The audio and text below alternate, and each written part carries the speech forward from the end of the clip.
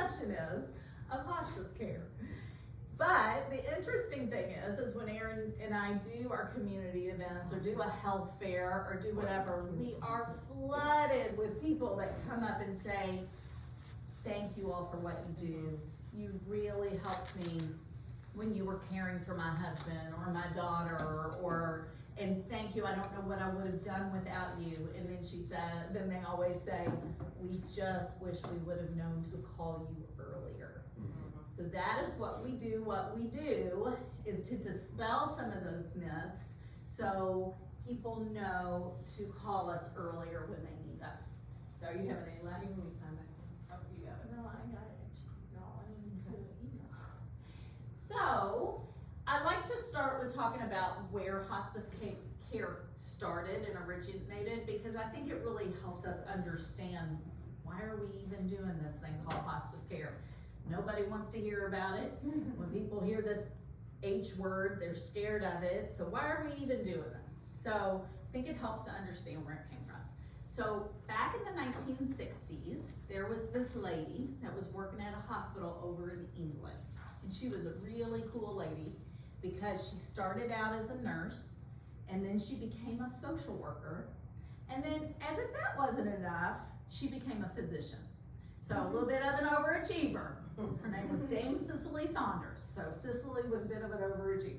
So she did all of those things, and she's working at this hospital in England, and as patients are starting to decline and die, they were putting them in a back room, and there's like, well, they're dying. There's nothing else we can do. And she was like, oh my gosh, there's so much more we can do. We have to help them. Not only can we help them with their physical symptoms and pain, and we can help manage that, but we can help with any spiritual distress, social isolation, emotional distress that goes along with their advanced illness. Like, we can really help with this. So it was kind of like that psychosocial holistic approach that she was like, we can really help these patients with what's going on at this stage of their life. And not only can we help the patient, but we can really wrap our arms around the family and guide them through what's going on. So she started the first day, the modern day hospice movement back in the 1960s.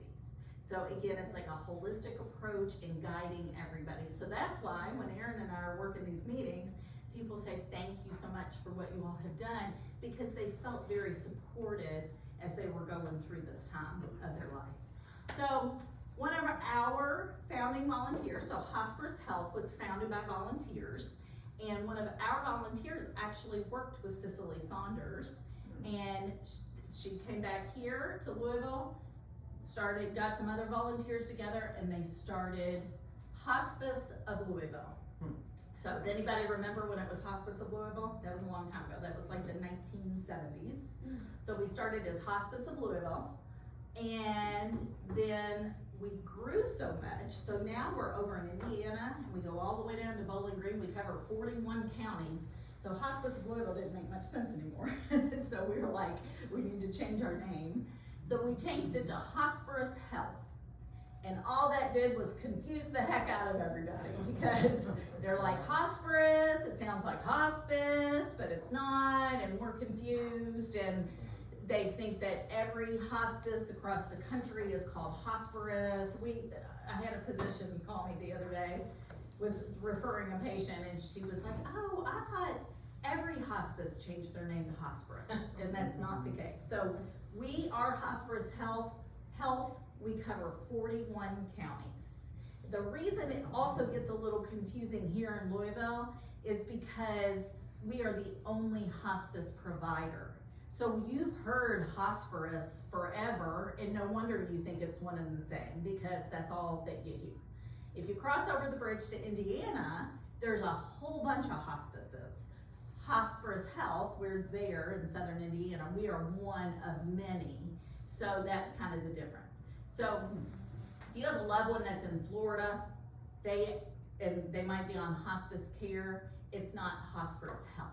we just cover those 41 counties. Does that make sense? Yes. Did anybody ever wonder what the difference of those two were? Yeah, because that's just the question. So we are a non-profit hospice provider. And a lot of times people are like, so what? What's that mean? That means we put all of our money back into what's important. So we have a phenomenal grief counseling center. We just actually built a new building, knocked down the old one, built a new one. It's beautiful space. We have a Courageous Kids program where we help infants, teenagers, everybody with palliative and hospice care, and we don't charge for that service. So whenever you see that somebody maybe in an obituary or something that they have, they want donations to go to Hosparus Health, we're putting our money towards those things. We will never turn anybody away if they fall through the payment cracks of insurance and Medicare. We never charge anybody for our services. So just a little bit about that nonprofit piece and how we do. Any left? No. No, it's okay. We know we're being confidential. Oh, okay, that's okay. Y'all okay if you just have to look at me and can't look at Sorry. We'll have a rant. I just need to pull this up because I can go off on some tangent and I'll never get back to where I was supposed to be. So we call this presentation Empowering the Elephant. And what in the world does that mean? We talk about, when you think of an elephant, what do you think of? Big animal. Big animal. Did somebody say smart? Smart animal? And sometimes people say the memory of an elephant. Sometimes people say Republicans. That's not what I'm going for. But we talk about the elephant in the room when we talk about hospice care, because you see your loved one declining.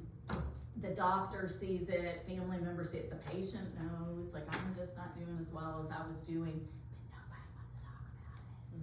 Nobody wants to talk about end of life, death and dying. We'll talk about anything else, but when it comes time to talking about those things, we're just, as a culture, we're just uncomfortable, and we just want to not discuss it, be hopeful, all of those things. So again, it's why we go over this, because we never want to take away hope, but we want to talk about real things and important things and things that matter, so we want to have a discussion about it. So again, we kind of want to get that elephant in the room out of there and foster good conversations. So we talked about the difference of hospice and hospice, and so Hosparus Health, though, interesting enough, we're one of the largest hospices in the nation. So just covering those 41 counties and the number of patients that we cover. The main thing is hospice care, like we talked about, it is underutilized. If you talk to patients, 70% or if you talk to people, 70% of people say, when my time comes to pass away, I want to be at home. 70%. I want to be at home. I want to be surrounded by my family. I want to have my dog or my cat. I don't want to be in a hospital. And in reality, 70% of people end up passing away in a hospital or in a nursing home. So those wishes aren't being fulfilled. So why is that? Because people wait too late to call us, and most of the time they're in crisis mode, or you all may have seen this before. How many people have had a loved one that's been on hospice care before? 2, 3, 4, 5. So you all probably have seen this before, or a neighbor or a friend that they're sick and they're not getting better, and they go to the hospital, and then they might go to rehab for a little while, and then next thing you know, they're back home, and the next thing you know, they're in the hospital, and then they do the rehab thing, and they're back home. So it's like this vicious cycle of going in, and we all know if you have to have a hospital stay, it's exhausting, or an ER stay, it's exhausting to camp out in the ER for 9 hours or whatever it might be. So this keeps happening, everybody's exhausted, everybody's worn out, the patient's still declining, nobody wants to talk about anything, and then the next thing you know, they're back in the hospital, they're very end of life, hospice gets the call, we go in and care for them at the hospital, and they pass away in a couple of days.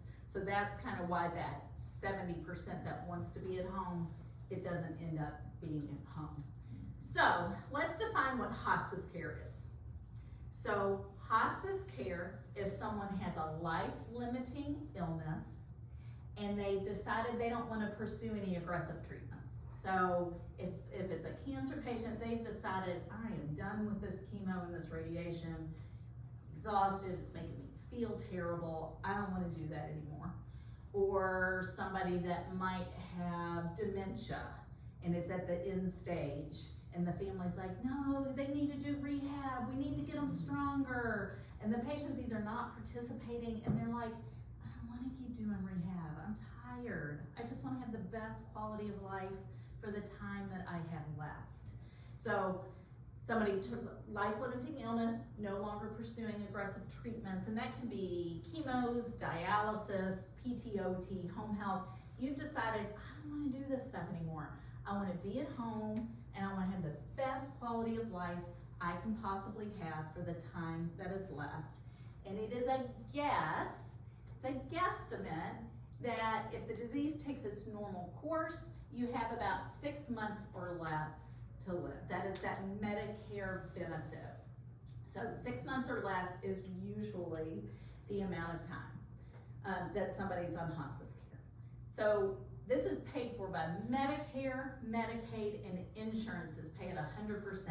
So what are they paying for? They're paying for any medicines related to the diagnosis. They're paying for any medical equipment that might be needed. So if you need a hospital bed, bedside commode, wheelchair, walker, oxygen, that's all paid for. The briefs, anything like that is paid for by that Medicare benefit. So, and then the team that cares for you is all covered.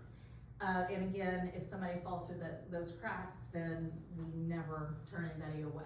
So that is all covered under that Medicare benefit, 6 months or less. How long would you guess that we have someone on our care?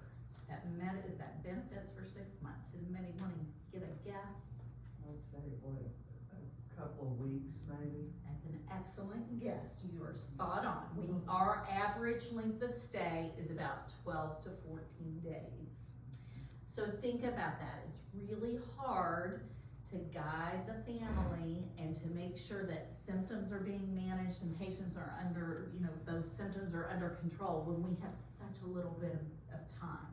We're generally going in and it's either a pain crisis or a symptom management crisis, and we're like, they just would have called even a couple weeks before. That would have really helped our team be able to get in there, make visits, make sure they're comfortable, and stay at home.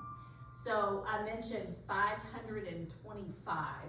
What in the world could that mean? It's 1 year and 160 days. 125. It is how long Jimmy Carter has been on hospice care. Yeah, that's right. It's a long time, right? We just said our average length of stay is 12 to 14 days. And he's been on care for 525 days. Crazy. Okay, that's 1 year and what? I think it's 1 year and 160 days. Oh. If my math is mathin'. Okay. My math usually doesn't math, so. So think about that. So why in the heck has he been on hospice care for so long? What's that all about? As long as we can continue to qualify someone, we don't boot them out at 6 months. So we can continue to keep them on our care as long as they can continue to qualify for our services. We answer to Medicare, Medicaid, the insurance companies. So we have to say, yes, they still qualify for hospice. Many times people do start doing better, and so we have to discharge them from our service. And then maybe we'll pick them back up once they decline again. Sometimes patients start feeling so much better that they say, you know what, I'm feeling pretty good, I wanna go do some rehab. And we're like, that's great, go do some rehab. We're gonna discharge you, and when you're done, let us know and we'll come back and pick you back up at our services again. So then this piece that says compassionate care, that to help you live better longer, well again, that doesn't make sense because we're gonna call you when we're in the hospital and we only have a few days left. But studies have shown when you elect your palliative care or your hospice care earlier in your advanced illness, because we go in and do really good symptom management, and suddenly your symptoms are under control and you're not having any pain and you're eating a little better and you're sleeping a little better. There's more and more studies that have like a palliative group or a hospice group compared to a group that's receiving aggressive chemos or aggressive treatments, and the hospice palliative group outlives the aggressive treatment groups. Isn't that interesting? So but you can't call us when somebody's actively dying and they have a few days. We're not miracle workers, we just need more time. So I always say we are merely managing symptoms. That's all we're doing. So if someone is in pain, they have shortness of breath, they have anxiety, any of those things, that's what we are experts in symptom management. Sometimes they're not feeling so bad, they might have a life-limiting illness and they're not feeling so bad, but it's that emotional distress that's very difficult on them. And so they have some depression and anxiety, and that is what our team is all about. So when we talk about our team, I'm not following the PowerPoint, so I'm probably jumping all over the place. No, you're doing great. When I talk about our team, they are helping with that total pain. So again, we think of spiritual distress, social isolation. Some people don't have a big family to care for them when they're at the end of life. So what does that look like? They might have financial pain. More and more often we are seeing younger and younger patients that have these advanced illness diagnoses, and all of a sudden they might have a young family and they can't work anymore. So that financial distress causes a lot of anxiety. How am I gonna support my family?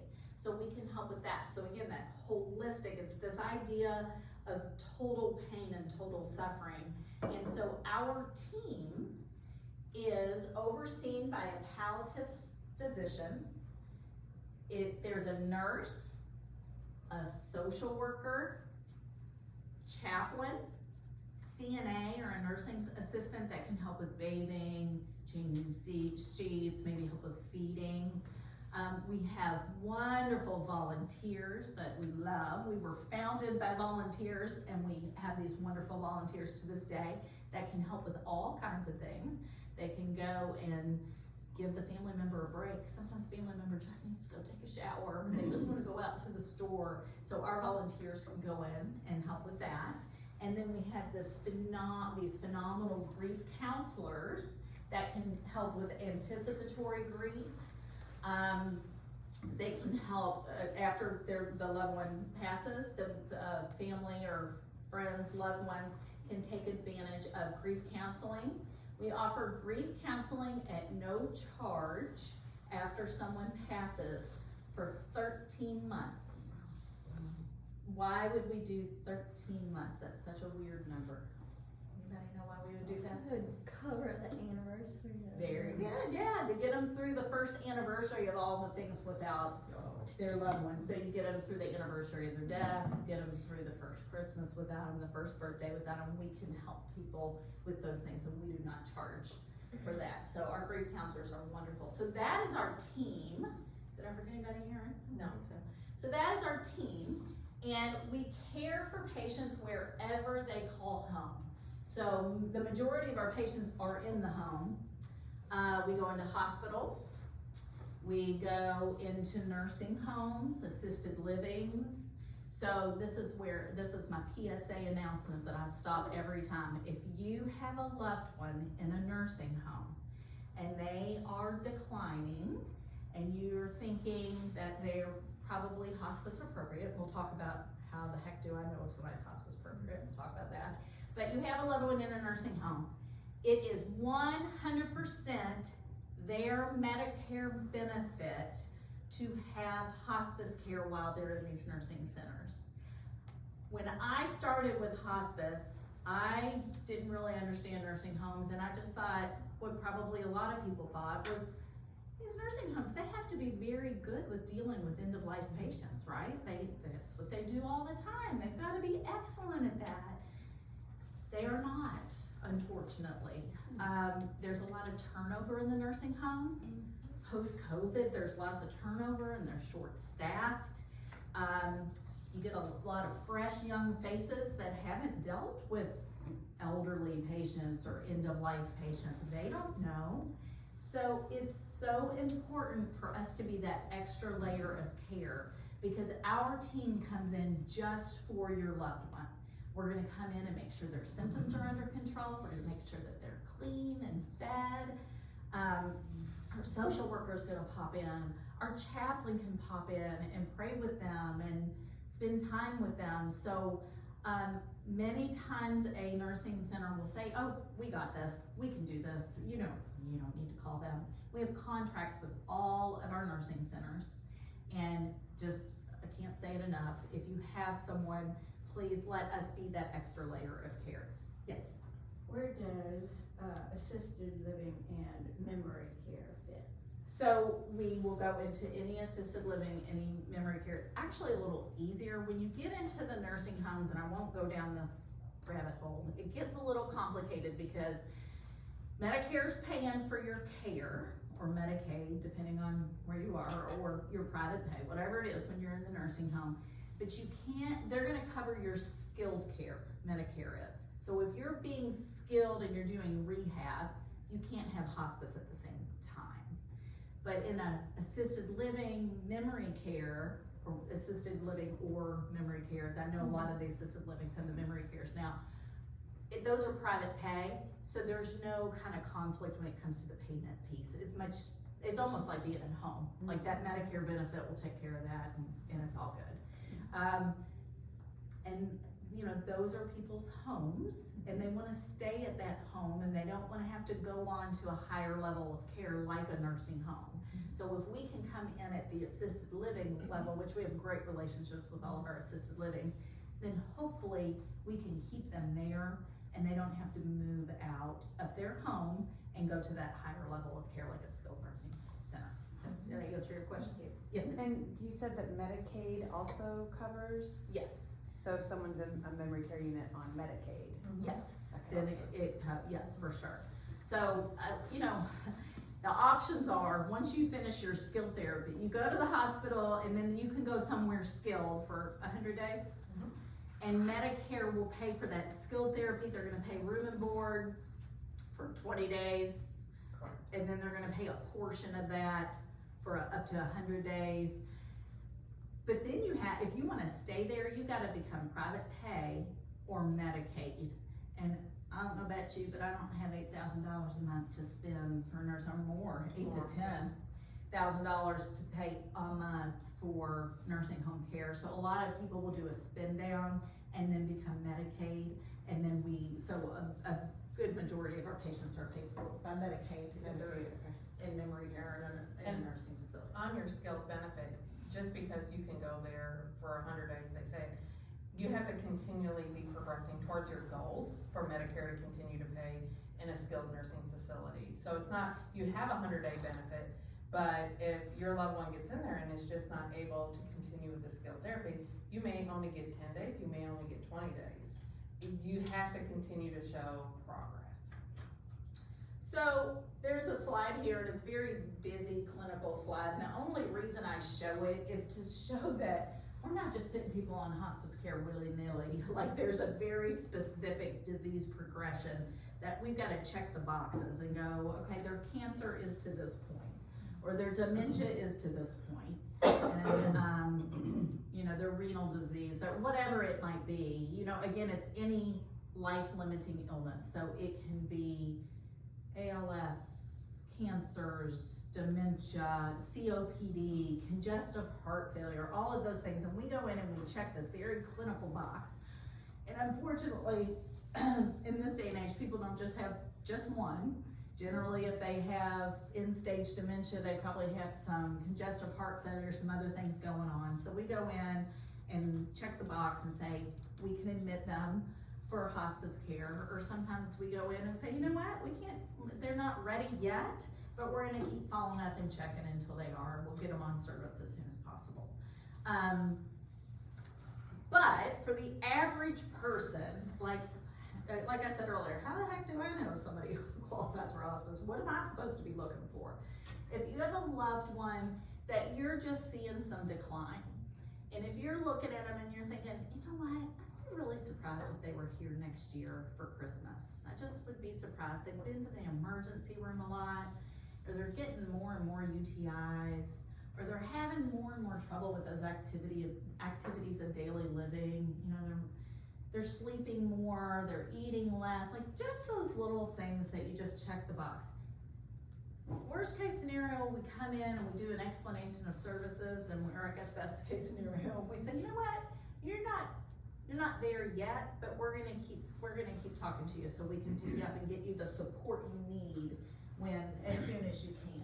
So that's just what the average person would kind of look for. Like, they went in the hospital and they have not bounced back to baseline. Like, they are just not where I thought they were. Maybe it's time for us to get a little extra help. So let's talk real quick. I think, Erin gave you a piece that has the myths and facts of hospice care. And we're just gonna run through some of those because I think they're interesting. So we talked about how it's for any life-limiting illness. A lot of times people think that hospice is just for cancer patients. Yeah, it's anything. Hospice care hastens death. We hear that all the time. People think that we're gonna come in and we're gonna give somebody a big dose of morphine and we're gonna kiss them on the head and we're gonna send them on their way. And that is not how it works. I talked earlier about the studies, how if you're called in early enough and we can help, then patients can actually live longer. So we are merely managing symptoms. I said it earlier, I'm gonna say it again. Depression, anxiety, pain, shortness of breath, any of those things, that's all we're doing. We're not doing anything to expedite death. That's illegal, we can't do that. That's a big no, it's frowned upon. So I have a question, sorry. Yeah. What do you use to manage the symptoms? So and I'm not a nurse, so I'm not gonna be, and you might know more than I do, but we do put in most homes a comfort pack. And the comfort pack does have morphine in it, but the doses of morphine that we're giving are very, very low doses. We start very, very low just to manage any pain. It's a pediatric dose. So they're I learned that pharmaceuticals, recently. Yeah. that's what you're talking about, that's what I wanted to know, it's pharmaceuticals, Yes, yes. not other alternative methods. to No, we manage do some symptoms. holistic approaches to, like we might do some oils and massage therapy and stuff like that, cause again, it is a holistic Right. thing, but like true symptoms, people get that terminal congestion where it sounds really bad when they're breathing towards the end of the life, and we have things in that pack that just makes that sound better, and so again, managing those symptoms, but it's never anything, believe it or not, sometimes people linger at the end of life, and our medical director says it's best because she's like, if you're not a spiritual person, sit with somebody at the end of life and you will become one, because sometimes you don't know what they're hanging on for, and maybe it's somebody to come in town or come visit them. Many times it's waiting for everybody to leave. Like how many times have you heard that the family they were all gathered at the hospital, the patient was lingering, and then they all went to get a bite to eat and the patient passed. Well, it's not just by accident. Like many times that is just the way that the patient wants to go. So, but I've had friends of mine call me because sometimes their parents might be lingering for longer because it's exhausting, to have somebody that's at that stage for a long time. And they're like, isn't there anything you all can do? And I'm like, no, there is nothing we can do. So, yes. So you take over responsibility for the symptoms from your normal cat too? So that's a good question, because Wait, repeat. do we take over the responsibility of symptom management? Like, does our care team do that? Like our Take over from nurse their and our care team. physician, and who manages that care? So many times people, it's one of the myths that they feel like they have to give up their regular doctor. And sometimes you've been seeing your physician for the past 50 years and you love that physician and you don't wanna give that up. That physician can stay on as attending for the hospice care. So your PCP or your internist or specialist can stay on as the physician, and our care team falls under that physician, and our team just makes recommendations. And generally that PCP or whoever is like, yeah, let's do that, because this is not their forte, this is not their comfort, their sweet spot with this. So they just are like, yeah, so we will recommend. Many times though, because physicians, oncologists, that symptom management piece is not their area of expertise, they say, no, I don't wanna be the attending, let the hospice team be the attending. And so then our physicians will, I see all the time, like our nurse will call and say, they're having more congestion, they're having, and our physician will say, okay, let's increase such and such, or let's add such and such. So, and they meet on each patient every 2 weeks, and they talk in a group about what's going on and what would be best to manage those symptoms. So it's kind of a team approach, but I did wanna throw that part in about the attending, and then whether our physician is the attending. You have to address one other elephant in the room, Parkinson's disease. So Parkinson's disease, we have patients in stage Parkinson's. It's interesting because I've been I'll go in and read notes every once in a while for patients, just because I think it helps me give a better idea of, just to understand day to day. And probably, I meant to look this up before I came up, I didn't, but I would say probably about 4 months ago, someone called me. I had done a church presentation. Someone called me that was at that church presentation and wanted us to go evaluate her husband. And we did. And so every once in a while, just because I talk to her personally, every once in a while I'll go in and read those notes. And she had, the last time our nurse visited, it said that the wife and the husband both thought that his tremors had been better under control since he had been on hospice care, and that he was having better quality of life. Now, because I'm not a nurse, I can't tell you what, who, why, where, but I'm just going from what she says, like their, or the notes say, as far as their overall expenses, or experiences. But I can't really get into details since I'm not clinical, so. Any other questions about that? No, if I went to hospice, I'd be worried about not having access to my movement disorder specialist. Oh, okay, so let me. She knows more about Parkinson's Right. than anybody else I know. Right, so let me go back to that. So, we never say you cannot see your specialist. We just wanna make sure that our goals of care are aligning, and that you're not going in and having a bajillion tests run and pursuing aggressive treatments for a cure or whatever, and this is good for any illness. We would make sure our goals of care align, and that's usually just quality and comfort and best quality of life that you can have. So we run it through our pre-op. If you say, you know what, I wanna follow up with my Parkinson's doctor, then we just run it through, make sure we're on the same page, maybe make a call to that physician just to make sure that you're not gonna turn around and do $10,000 worth of testing if the goal is hospice. If you decide, I wanna go do the testing, it's okay. You can discharge from hospice care. It's like a flip of a switch. So you can come on service and go off service if you decide you wanna pursue aggressive treatment or run a bunch of tests or anything like that. So we never wanna say no, we just wanna make sure goals of care align. Can I just add something? So also a benefit of having our team, if you have a loved one that's at home, in the middle of the night something happens, they fall or something goes on and the symptoms aren't managed, you have somebody to call. 24/7 you can call somebody. There is somebody on call as well as a physician as well. So say your loved one falls and we're like, oh, maybe we need to get out there. We can send a nurse in the middle of the night to come triage and see, hey, what's the best route of treatment? So it's just a big support. I know I've had a loved one at home, took care of them for 4 years at home and just to have that benefit of it in the middle of the night, because everything happens in the middle of the night. Everything. So just to be able to call. On Yeah. Friday. Yeah. Yes. Friday. Yes. Yeah, After right, hours, right. at 5 o'clock, yeah. Exactly. Thank you for adding that. Can I ask, sorry, another Yeah. question on that? Yeah. So let's say you start the care, hospice care, and then you decide, like a new thing comes and you're like, I wanna try this. And then you might wanna restart. Is that like for the Medicaid benefit, which is the 6 months? Mhm. Is there like, well, you've used 4 of those months and then, you Yeah, know, okay.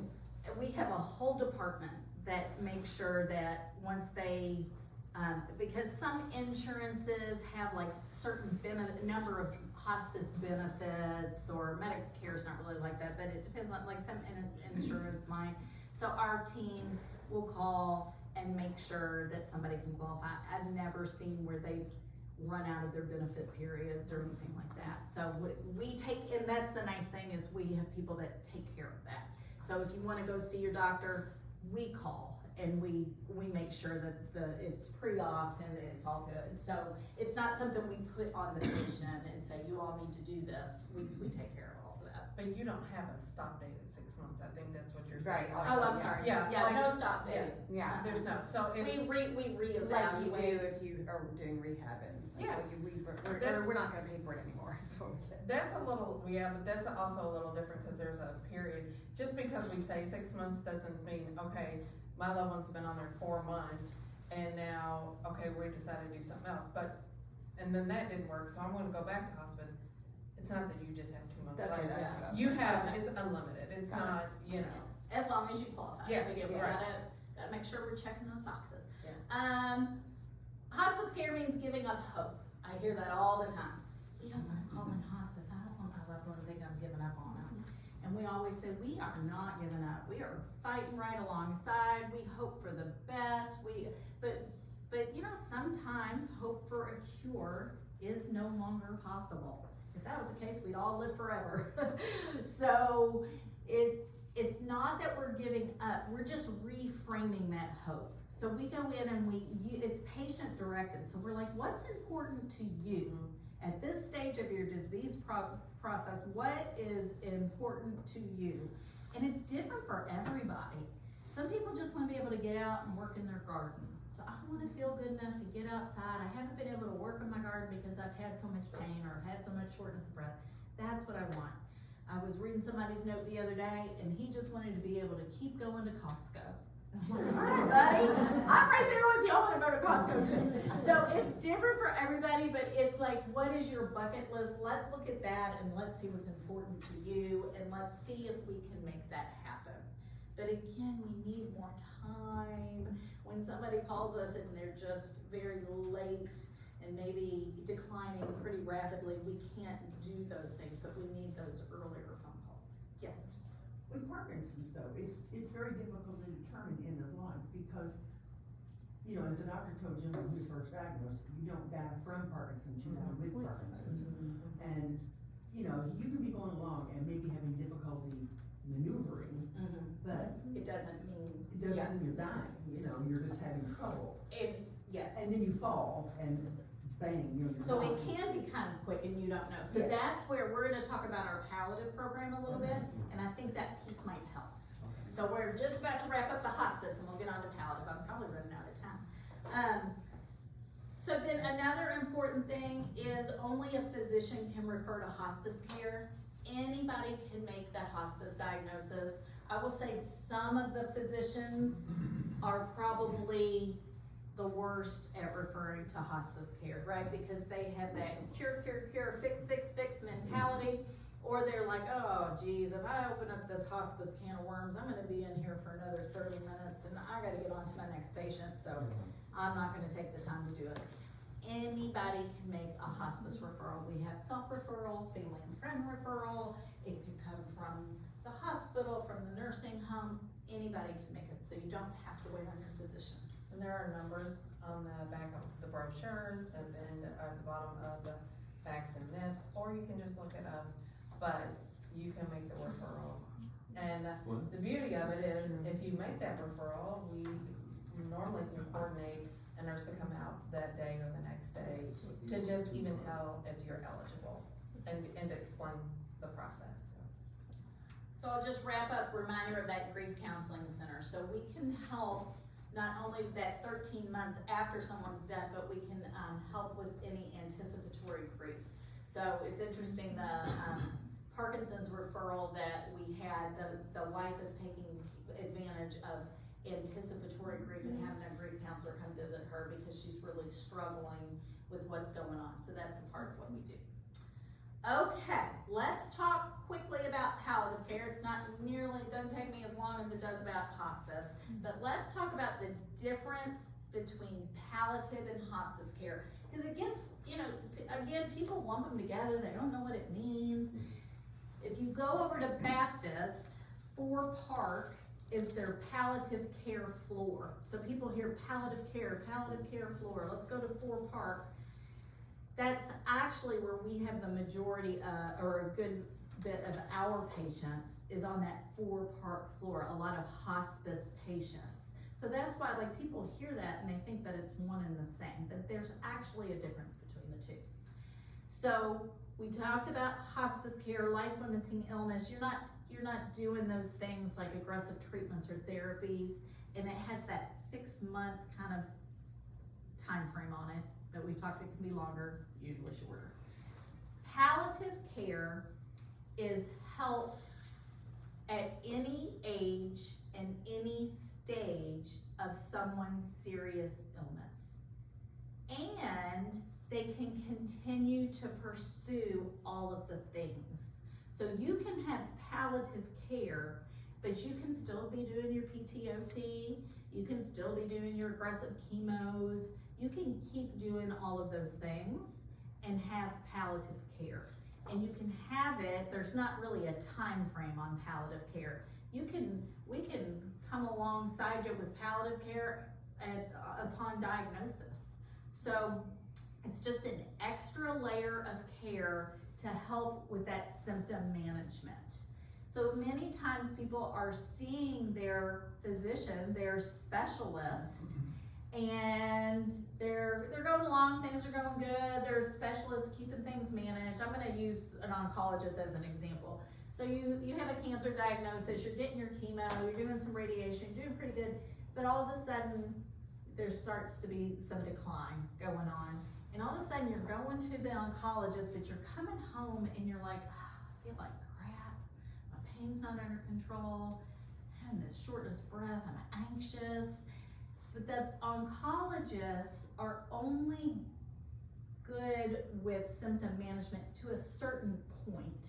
When you need extra, it's good to have an expert in palliative medicine. So that's where we come in and we work alongside the specialist or PCP or whoever it might be to make sure there's a good plan of care in place. And this is appealing to people, right? Because you don't have to stop anything. You can keep doing what you want to do and have palliative care. So there's a bunch of different palliative programs out there. Norton Hospital has inpatient palliative care. Baptist has that palliative floor. Hosparus Health has Palliative Health Partners. I'm gonna steal this. Palliative Health Partners is our palliative program. It's totally separate than our hospice program. And we can come in much earlier in someone's disease progression and help with this. What our palliative program looks like is a palliative physician and a nurse practitioner and a social worker. So remember when I talked about that hospice team, it was this great big hospice team.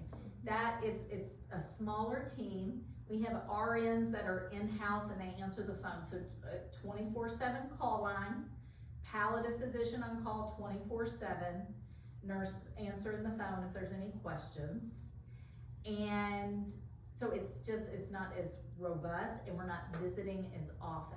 But again, this is further upstream, right? So you don't necessarily want a nurse coming in every week like they do on the hospice side. So on the palliative side, we're visiting about every 4 to 6 weeks based on needs. You still have that 24/7 line to call and you can keep doing your thing. So it's just an extra layer of care. It's a collaborative approach to care, so we're working with the specialist or primary care physician to make sure that there's just a good plan in place. We're gonna make sure people's advanced directives are done. We're gonna have good conversations about goals of care and disease progression and what this looks like and what it might look like. So just a lot of kind of education around disease processes and that type of stuff. You can go, we make visits in the home, we do a lot of telehealth, and we have 2 clinics in town. One is at Baptist, so right nearby, I'm all turned around, but this way. I believe so. One's at Baptist. And one is in West Louisville at the Republic Bank YMCA, so you can go in person, we can send somebody to your home. We bill this differently, it's not under that hospice Medicare benefit, so we bill it like a physician's visit. So if you have a copay when you go to see your specialist, you have a copay with us, it's just kind of, that's how we bill that. Again, nonprofit, we're never gonna turn anybody away. If somebody's like, oh, that $20 copay is gonna prohibit me from having this care, we're not gonna let that deter anybody. What am I forgetting about palliative care? I think you covered it. Hamlet. So we generally say, so think more advanced illness, serious illness, not necessarily end of life. Many of our patients on palliative are hospice appropriate, but they wanna keep doing their PT, they wanna keep getting their chemo, and we never wanna tell people, no, you can't do that. So if our goals of care don't align on the hospice side, we say, you know what? Let's just have the palliative team help. Now again, I wanna be clear though, palliative care is not a substitute for our hospice program. If you need hospice care and the family needs the support and the patient needs the support, then you need hospice care. It's not meant to substitute. This is again further upstream. So think of somebody, it's not somebody that's necessarily homebound and can't get out to their physician, but maybe think home limited. It's not easy to get your loved one in the car and get them to their appointments. It's becoming more and more difficult. So it would be helpful to have somebody come to them. We don't take over care ever. You have to have a physician in place, whether it's your primary care physician or a specialist. So we never come over and take over care. We're never gonna write for your cholesterol meds. We're only gonna write for your symptom management meds if you're having some type of pain or anxiety or shortness of breath. Those are the things that we manage, but we don't take over everything. So we say, again, it's a guessing game. We don't know how long someone has, but we look at it like a year, 2 years out before they might need hospice care. We've had people on our services, we've been doing this program since 2020, and we've had patients that have been with us the whole time. And it can be somebody coming out and doing an initial visit, and maybe people are like, I don't know if this is for me. So it doesn't mean that you're signing up for the long haul. You can have them come out and talk to you and decide to keep going or be one and done, whatever that looks like for you. I have one last question. So I know when I go to my primary care physician, I might be in there 10, 15 minutes, they check the boxes and do it, but how long is a visit, an initial visit with palliative? So our nurse practitioner is usually going out for about 90 minutes. So when you think of when you're seeing your doctor and they're like, 10 minutes, okay, bye, get out. We're going in for a long time, and we're just having some good discussions about, this is patient-driven care. So we're not saying, you need to do this and you need to do this. We're going in and saying, what's important to you at this point of your disease progression? And it's a long visit of sitting there and talking through things about what's important and what this looks like and all that, yes. So if someone has multiple diagnoses, so Parkinson's, Crohn's, heart congestion, so obviously seeing specialists for all of those things, but my concern is the overview, holistic view of all of the treatments is missing. Is that something that palliative care could help with? Yeah, so it's kind of like just getting a, kind of a case management piece You know, you're seeing all these doctors, you're probably on all these different meds, Exactly. and nobody's talking to each other, and we Exactly. kinda, so if you kinda look at it that way, like a care management Right. piece. Yeah. And again, we're visiting patients that it's not so easy for them to see 3 different specialists and go to all these appointments. So how can we maybe look at this and make things a little bit easier for you? Maybe you don't need to see this one. Sometimes people are hell bent that they're gonna see everybody, and that's okay, especially on palliative care. You can just do what you need to do. But sometimes people just get to the point where they're like, I'm done with this, and so we can come in and take care of that particular piece of it, just the kind of the case management, symptom management part of it. So just think of us in this program, we're an extra layer of care, is what we are. You're seeing your people, you're doing your thing, we're just coming in as an extra layer of care. And sometimes, and we know it's important because our phone rings off the hook like you would not believe, just having somebody to call and saying, my loved one just fell, but I don't think we need to go to the hospital, but I just wanna be sure. Now, on the hospice side of things, we can send a nurse in the middle of the night, middle of the day, we can send a nurse. Palliative is not set up that way, but again, it's not meant to be a substitute, it's not meant to be, but at least you can call somebody and we can go, I don't know, I think you need to go ahead and go to the hospital, or we'll go, you know what, I think you're okay, just maybe take this and do this, so just somebody to talk to. You know, when your kids were young and they had an ear infection in the middle of the night, sometimes you just needed to know that you were doing the right thing. That's kind of what that's like. This is my favorite quote of anything I'll say today. Perhaps, unsurprisingly, reducing a patient's misery may help them live longer. Makes sense, right? When I first saw that, I'm like, oh, that makes sense. So the last thing I'll add for the day is under our hospice side of things and under our palliative side of things, we have specialty programs. Because we looked at the diagnoses that really kept people going back and forth to the ER, and we said, how can we help these people manage these things and keep them home and keep them out of the hospital? So on the hospice side, we have a heart program and a lung program, because that patient population, one program, COPD, you get out of breath, you end up in the ER a lot. So we are able to put some things in place to keep them at home. That's hospice or palliative? That's on the hospice side, there's lung and heart, and on the palliative side, there's lung and heart, and then we just started a new dementia program on the palliative side.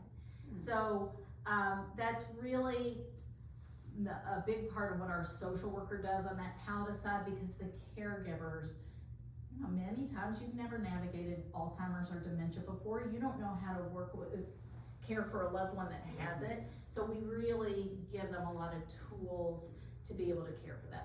So palliative, heart, lung, dementia, hospice, just that heart and lung piece. Those are specialty programs to keep patients at home. I think that's everything I have today. Does anybody have any other questions? Y'all had great questions so far. Yeah, I think I covered it all. So. I'll say something because I just dealt with you all in October. And my 96-year-old mother passed away. And like you say, there's 8 of us siblings. Oh wow, yeah. So we kept thinking, we didn't want her to think we were giving up, but we knew she was not going to live a whole lot longer. But she'd say things like, oh, I could live to be 100, but then she wouldn't remember. Anyway, she had congestive heart disease too. So when the time came and we did everything you said, it was so easy. When we finally said, let's do this, someone came, talked to all of us. We all just breathed a sigh of relief because we felt like we weren't the ones in charge of, do we do this for mom, Right. do we do this? We don't think, and Sometimes, agree. and sometimes you just need to say, you're doing a good job, or you need to do this. Especially that's 8 siblings. So there's a lot of family dynamics that can go into that. And we're really good at that, cause we deal with it all the time, because sometimes you'll have a sister say, absolutely not, you're not gonna do that to mom. And then some of the siblings are like, we need the support. So we can sit down and talk to people and hopefully bring everybody together, because that can be very tricky. Luckily, we were all on the same page on Good, that. that's amazing. But what was so wonderful was that the nurse, after a week, could see how much mom was suffering, and that as far as the morphine, she couldn't breathe, she, you know, she was panting, and I was there the day the nurse came, and she just said, oh honey, you feel so bad, but mom kept telling, she didn't want us to know she felt so bad. Right. And that happens with the family, Yeah. that she kept saying, I need to get up and clean the house or Oh something. my gosh, that you know. sounds like something my mom would say. And we found, you know, when we said, another thing, when we said, Mom, you don't have to do any of that, it's your time to rest now, and we pretty much had to give her permission. Yeah, Mhm. yeah.